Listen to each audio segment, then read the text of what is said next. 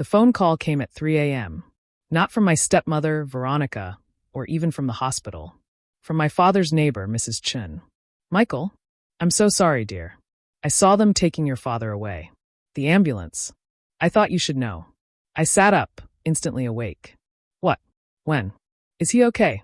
Oh, honey, they weren't rushing. I'm so sorry. My hands went numb. I just talked to Dad 3 days ago. He'd sounded tired but fine. We'd made plans for me to visit next weekend. Thank you for calling. I managed, then immediately dialed Veronica. No answer. I called the house. Nothing. Called her cell again. Straight to voicemail. I threw on clothes and made the 2-hour drive in 90 minutes. The house was dark when I arrived at 5 a.m. Veronica's Lexus was in the driveway. I used my key, the one Dad insisted I keep despite Veronica's protests. She was in the kitchen, calmly drinking coffee and scrolling through her phone. No tears. No grief. Just her usual perfectly styled blonde hair and silk pajamas. Michael. She didn't look up. You didn't need to come. My father died and you didn't call me? It was late. I didn't want to disturb you. Disturb me?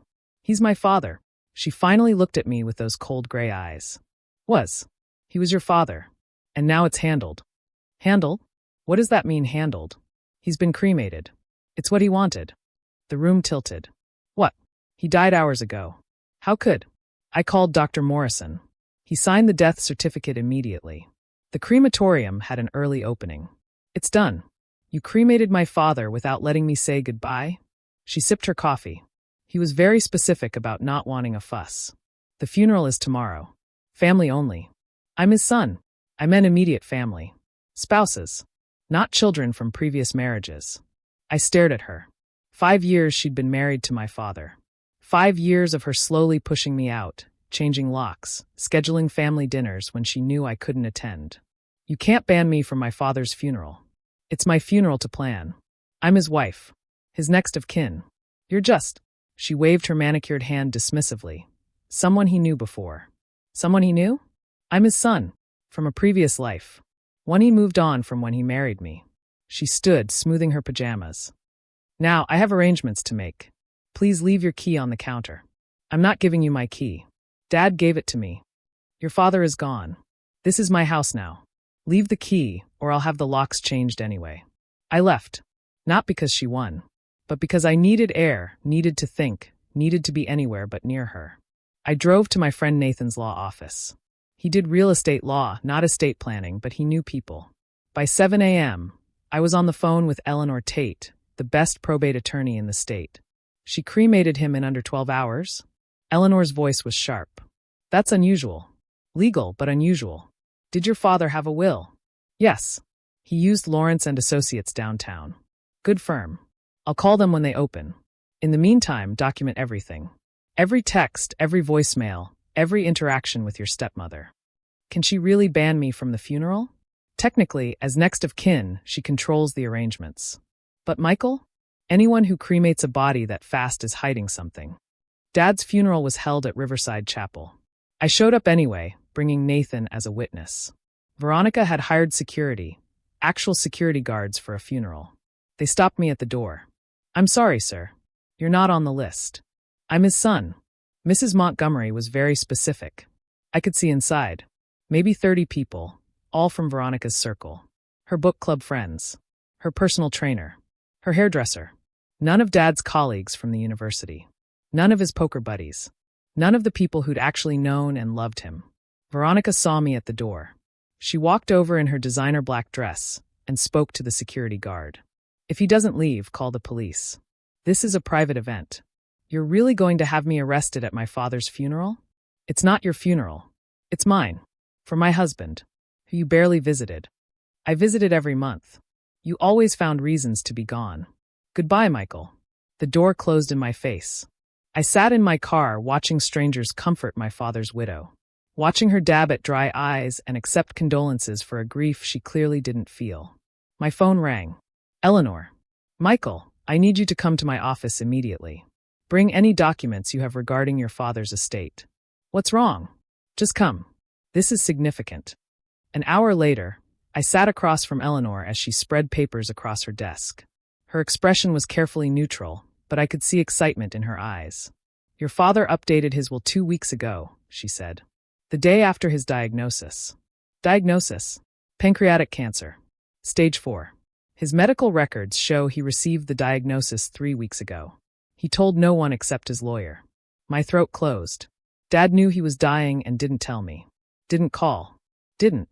Veronica knew, Eleanor continued. She was listed as his emergency contact. The hospital confirmed she was notified of his diagnosis. She knew he was dying and she didn't tell me? It appears so. But here's where it gets interesting. Eleanor pulled out a document. This is your father's new will. He was very specific about his wishes. I read the first paragraph and nearly dropped the papers. To my wife, Veronica Montgomery, I leave the sum of $1, as she has already taken enough during our marriage. Eleanor smiled grimly. It gets better. Keep reading. To my son, Michael David Montgomery, I leave the remainder of my estate, including but not limited to the family home at 42 Oakwood Drive, all financial accounts, my retirement funds, my investment portfolio, and all personal belongings with the following conditions. My hands shook. He left everything to me. Everything. The house, the investments, approximately $2.3 million in total assets. But the conditions are very specific. She pointed to a section. Veronica has 30 days to vacate the premises. She is to take only items she can prove she purchased with her own funds. She is prohibited from selling, removing, or destroying any property currently in the house. Can he do that? He did do it. Properly executed, witnessed, completely legal. But there's more. Eleanor turned the page. He also details financial irregularities he discovered. Veronica has been transferring money from their joint accounts to a private account. Nearly $300,000 over 2 years. She stole from him? He documented everything. Bank statements, transfer records. He was building a case. Eleanor leaned back. I believe he was planning to divorce her before his diagnosis. The cancer just changed his timeline. When does she find out? The formal will reading is tomorrow at 2 p.m. She's already been notified to attend. She's going to lose it. That's why I want you to be prepared. Document any threats, any harassment. Consider staying elsewhere tonight. I thought about Dad, dying alone while Veronica counted his money. No, I'm going to my father's house. My house. She can stay elsewhere. The next day, I arrived at Lawrence and Associates early. Veronica swept in at exactly 2 p.m., dressed like she was attending a charity gala rather than a will reading. She brought her lawyer, a shark named Derek Walsh I recognized from billboards. This is unnecessary, she announced. As Robert's wife, I'm entitled to everything. Community property laws. Mrs. Montgomery, the estate lawyer, Mr. Lawrence, interrupted. Please sit. There are matters to discuss. She sat, radiating confidence. Fine, but make it quick. I have a realtor coming to value the house at 4. Mr. Lawrence opened the folder. This is the last will and testament of Robert James Montgomery, executed 2 weeks prior to his death. I watched Veronica's face as he read. Watched the confidence drain away, replaced by disbelief, then rage. $1. Her voice cracked. $1.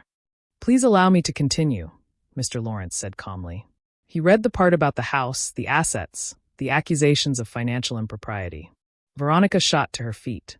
This is fake. He wasn't in his right mind. The cancer. Mr. Montgomery was examined by Dr. Patricia Hernandez, a psychiatrist, the day he signed this will, Mr. Lawrence continued. She certified he was of sound mind. Her report is attached. He can't kick me out of my own house. It's not your house, I said quietly. It never was. Dad bought it before he met you. She turned on me, face twisted with rage. You did this. You poisoned him against me. I didn't even know he was sick. You did.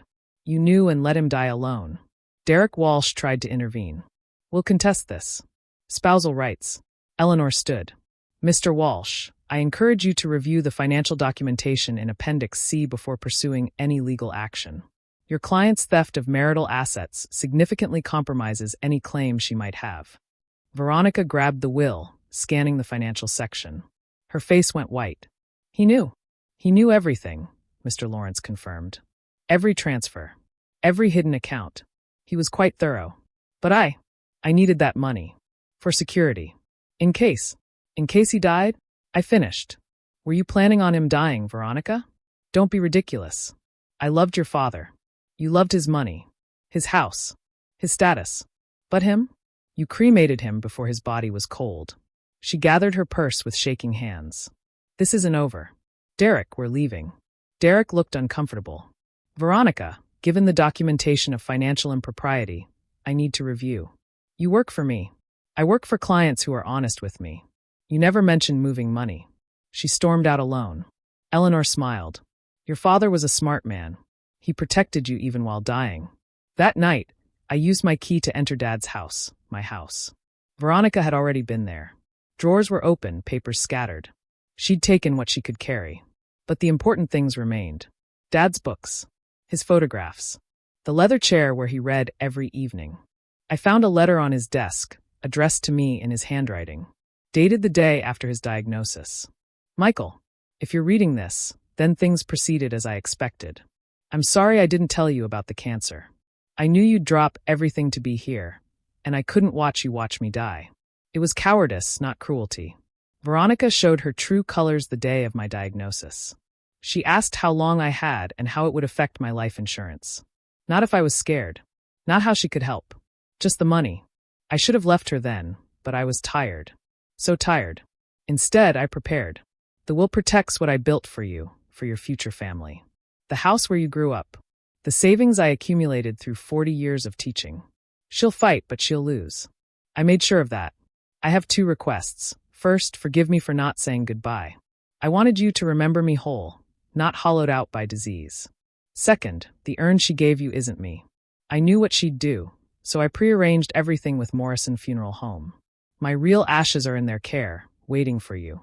Scatter them at Salmon Lake, where we caught your first fish. I love you, son. I've always been proud of you. Dad. I cried then. For the goodbyes stolen from me. For the father who protected me even in death. For the man who knew his wife would betray him and planned accordingly. The next morning, Veronica tried to enter the house while I was at Morrison Funeral Home. The neighbors called the police when she broke a window. She was arrested for breaking and entering, violating the restraining order Eleanor had quickly obtained. At the funeral home, Mr. Morrison himself handed me a simple wooden urn. Your father was very specific. He said you'd understand about the lake. What did she cremate? I had to ask. Morrison's face was carefully professional. Medical waste. From the hospital. She insisted on handling everything herself, never viewed the body. We followed your father's instructions precisely. Dad had played her even in death. Veronica left town after her arrest. The theft charges and attempted breaking and entering convinced her to accept the $1 inheritance rather than face prosecution. She moved back to California, told people she was a widow who'd been cheated by stepchildren. Last I heard, she was dating another widower. I scattered Dad's ashes at Salmon Lake on a clear Saturday morning. Just me, the water, and memories of teaching me patience with a fishing pole. He'd been preparing me for this moment even then, teaching me to wait, to watch, to let truth surface in its own time. The house is mine now. I kept his office exactly as he left it. Sometimes I sit in his chair and read his books, finding notes and margins, thoughts he saved for no one but himself. One note in a book about estate law makes me smile every time. The best revenge is a well-drafted will. He was right. The best goodbye is knowing someone loved you enough to protect you, even from beyond. Even when they couldn't bear to say the word.